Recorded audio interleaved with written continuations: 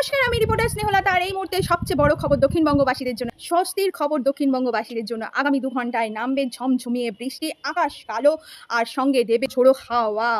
আপনারা যদি এই মুহূর্তে ছাতা রেনকোট না নিয়ে বেরিয়ে থাকেন, তাহলে যে যেখানে আছে সেখানেই যাওয়াটা বন্ধ করে দিয়ে ছাতা রেনকোট সঙ্গে নিন। কারণ যে পরিমাণে বৃষ্টি হবে সেই পরিমাণে বৃষ্টিতে আপনি ভেসেও যেতে পারেন, আর যে পরিমাণে হাওয়া হবে সেই পরিমাণে আপনি উড়েও যেতে পারেন। যদি ছাতা আর রেনকোট আপনার সাথে থাকে তাহলে সেটা প্যারাশুটের মতো কাজ করবে আর আপনাকে আপনার বাড়িতে সঠিক জায়গায় পৌঁছে দেবে।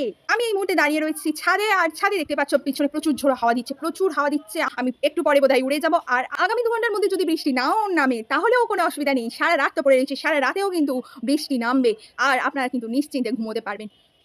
কি হয়ে গেছে? এত বলতে বলতে আমি নিজেই ঘেমে গেছি। কোথায় যে বৃষ্টি কে জানে। যাই।